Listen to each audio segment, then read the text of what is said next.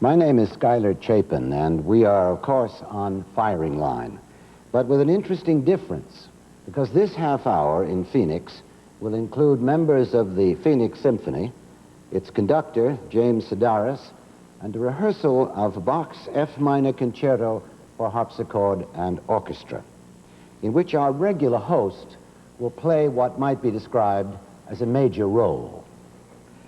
I'm interested in all this because my life has been devoted to music and the arts. In the 1970s, I was general manager of the Metropolitan Opera, and in the 80s, until last year, dean of the School of the Arts at Columbia University, and served as chairman of the American Symphony Orchestra League, the service organization that represents over 875 of the 1,500 symphony orchestras in the United States. We want to discuss with Mr. Buckley and also Mr. Sedaris two broad themes. First of these is with the technological blessings of the 20th century, radio, television, the phonograph, and now the compact disc, what's going to happen to music at what might be called the regional level? Don't we need to encourage the fine professional orchestras as we have in Phoenix, Arizona, which we don't hear regularly on television or radio? And what about the lost amateur? There were more keyboard artists in individual German provinces 200 years ago than there are in the entire world today. How do we encourage young men and women who study the piano or the violin or sing to continue to be active musically at a non-professional level? Let's hear from Mr. Buckley, beginning in the beginning. How did we get into what you have called this mess? Well, it began with a letter sent by the manager of this orchestra. Some people suspect he was drunk when he sent it. But in any event, it asked me whether at any time in 1989 or 1990, I would consent to play a harpsichord concerto by Bach with this symphony orchestra. I read it a dozen times, wondering whether it was serious, and blinked my eyes. And then I started thinking, as you might have done it, as almost somebody done it, you get sort of a Walter Mitty rush, which happened to me. In any event, here I am 14 months later. But you've raised some pretty important themes, and I think we should discuss them. What, in fact, does one do in an age in which you can get the Vienna Philharmonic? How do you sustain 850 orchestras, let alone orchestras of this particular quality? You ought to know. You are head of the organization charged with that mandate. Well, it is an extraordinary richness, as you know, that we have in the orchestral field in America. In fact, we are, without question, the leader in this artistic venture in the world. Why? Well, first of all, sheer numbers. We have 1,500 orchestras, which range from amateurs to, of course, the major professionals. They have budgets of something like $2,000 or $3,000 up to the latest announced figure of the Boston Symphony for this next year, which is $30 million. Well, is this a measure of American affluence, or is it a measure of a distinctively identified American cultural inclination to fine music? Well, why do we have more per capita musicians here than, say, in Italy? One of the reasons we have is that the orchestras were part of the American scene almost from the beginning. As our basic first immigrants were European, they brought with them certain cultural feelings for their homelands. A statistic that people find quite extraordinary is that, for example, Beethoven's First Symphony had its premiere in Vienna in 1800. It had its premiere in America in 1813. Barely 13 years later, with an orchestra that no longer exists in Pennsylvania. It's funny, you sort of don't think of the Pilgrims singing anything other than Onward Christian Soldiers, do you? No, but the Pilgrims were succeeded by the Puritans, after all. The Puritans But they weren't very musical, were they? No, they weren't terribly musical, but the people who came after them were. Yeah. And the fact is that we have had this heritage. We have, for example, if you name the 3 oldest continuing orchestras in the world, 2 of them are American.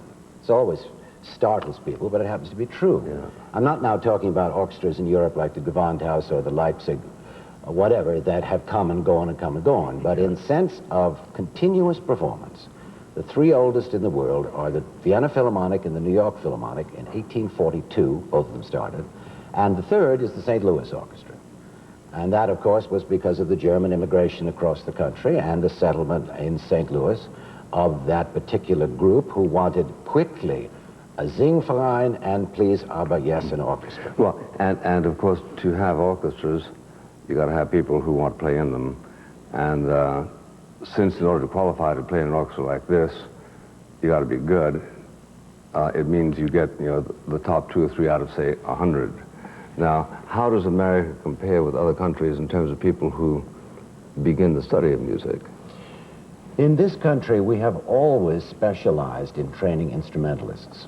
European orchestral players get their basic training in opera houses, but opera is a relatively new phenomenon in this country. Really didn't come into any permanent position until after the Civil War. But orchestra musicians have always been a part of the fabric. Teaching, chamber music, symphonies. This has been something that we have had and has become a sort of automatic part of our culture without paying that much attention to it. Now we at a point, for example, statistics can be very boring, but this is, I think, rather interesting. I mentioned there were 1,500 orchestras. They employ 75,000 musicians. They get the services of trustees numbering 40,000. They are budgeted now a total of $600 million. They engage the services and the actions in the interests of 250,000 volunteers. How much of all that money is federal money? Very little, Mr. Buckley, very little indeed. In point of fact, federal, state, and local money support for orchestras totals 8.3%. Cross your heart? Cross my heart. Not only that, but of course, where does the rest of the money come from? It comes from the box office and it comes from the private sector.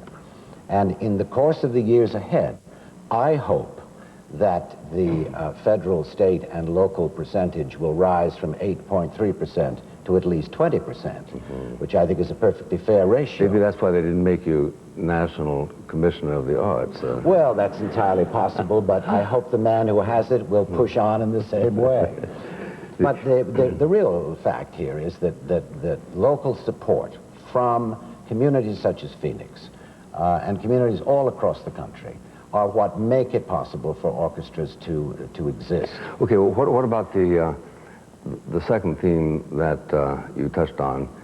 I was in casual conversation with a man very high up in the organization of this symphony, I won't name him, who majored in voice, who at one point had memorized the 12 variations by Mozart on Twinkle, Twinkle, Little Star, who hasn't played a note for 10 years or sung with a choral group. Why is there that vast cemetery of people who gave up active participation in music, settling for an exclusively passive role, listening to professionals like these? Is it because they can't achieve the kind of satisfaction that their ears have trained them to expect of others, or what is the reason for it? Well, I think you've asked a very complicated and interesting question. That's my business. I know it is. And you do it extraordinarily well. However, you must give me a chance to try to answer it. And in the process, I think that a great many people who start out in life, perhaps with an idea that they are going to be the new Isaac Stern or the new Feltzmann or whatever you like, and then find that while they are gifted, they don't have that extra quality that allows special recognition on the part of the public. People who are interested in brass instruments, in woodwinds, in percussions, of course, know that basically if they're going to be professional musicians, they're going to be playing in an orchestra. There aren't that many solo percussionists around the world, although here and there we have a few solo oboists and trumpeters. But the fact is that they're prepared for the discipline of ensemble playing.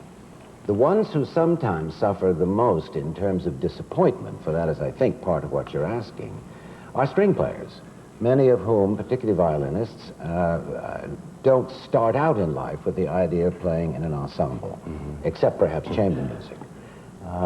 And like everything, water does find, the right level. If you are qualified and have the talent for a career as a professional musician, at this point in our country, even though the remuneration may be modest to a large degree, it is still possible for people to earn not a huge, but a reasonable living as a professional musician.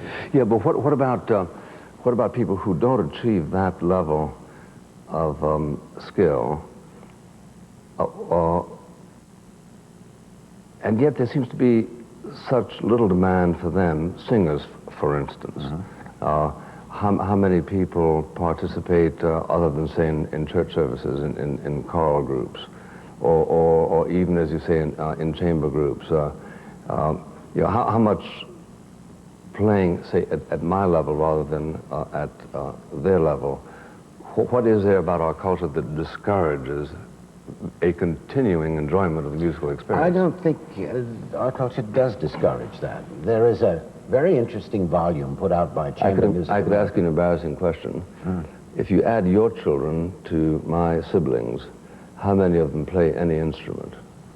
2 of my children. Oh, is that right? That's pretty good. Because only one of mine does, and I had 10. They were all taught, but only one actually bothers to play an instrument. Oh, you said siblings. I'm sorry, I thought you were talking about children. No, none of my siblings. I was the only one who played. And fortunately, I had a teacher early on, a brilliant teacher of composition, who told me I didn't have any talent. And it didn't waste any words about it, and suggested there was a whole other world of music in which one could find a satisfactory life, and I've been lucky enough to do that. But you asked about singing, which you were speaking about singing. The fact is that a great many people enjoy amateur singing, choruses, churches, whatever. For example, if you are somebody who has taken music as a profession out of your life, but you still like to play the fiddle or the viola or cello or whatever, Chamber Music America has a guide which you can subscribe to. You list yourself, being as honest as you can, whether you are a novice, an intermediate, or a professional. And the guide lists people's names in towns and cities all over the world. I didn't know that. So if you want to have some chamber music and you're in Zurich, or if you want to have some chamber music and you're in Manhattan, Kansas, you look through and find out if there are people in that town. It's like sex. Well, I mean, in one way, perhaps. It's just in terms of the idea of being to coordinate people who have certain appetites. It is the excitement, though, and the thing that is terribly important is that the future of orchestras such as the Phoenix Orchestra and orchestras in Charlottesville or in Dayton or whatever town you like to mention, they are now in competition with the electronic media. They are now in competition with the CD, with the absolutely excellent, impeccable, flawless performance. It is up to the music directors of these orchestras and their trustees, a combination leadership, to make certain that what these orchestras do as basic artistic instruments brings an excitement to the community that would not ordinarily be there. The programming, the standards of performance, the idea that people can have all the CDs and the electronics they want, but then they come in. It's not the same thing, because there is no sound that replaces the sound of live musicians. No sound in the world. Perhaps we ought to ask Mr. Sidaris to come in and have a little comment about that. Well, I should think he'd be qualified to opine on the subject. What has he said that has provoked you the most? Well, I think this wonderful comment about amateurs, and one thing that has happened in this country is that the public schools have really fallen down on their job of providing this kind of training and exposure. And one reason that professional football and professional sports does as well as they do in audience and ticket buyers is that most of the people that go to these sports at one time played these sports.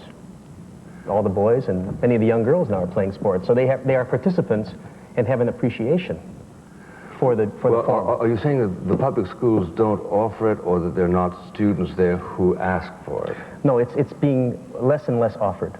And when budgets get tight, the first things to get cut, unfortunately, are the fine arts, the strings and... that is one of the curses of the education system as it is now. The arts are deemed to be superfluous, extra, luxurious, out they go. I mean, it is the most ridiculous business that we have in this country, where the arts are given such short shrift. After all, if you want to take the most basic fact in history, what does a civilization have left when it is finished except its arts? Okay, but then how, if what you say is endemic, are we going to continue to feed and create 1,500 symphony orchestras, as Scarlett Chapin has just told us? In fact, where did they learn how to play, if not through the public schools? Well, they learn from private teachers, sometimes associated with schools and sometimes not. So they had to be affluent, or relatively affluent. Well, they had to be able to, afford the lessons and the instrument. Afford private instruction, Right, in other words. right. And, for instance, in Phoenix, do the public schools offer violin to students who want to study it? Many of the school districts here in Phoenix, in the Phoenix metropolitan area, do offer string teaching and things, but it's not across the board. There are some districts that have no instruction. I think perhaps looking at my watch, whatever, that you might want to consider the fact that you're about to undertake a rehearsal. Well, I think it would probably be a good idea. Do you want to give it a whirl? Yeah, sure. Okay, good.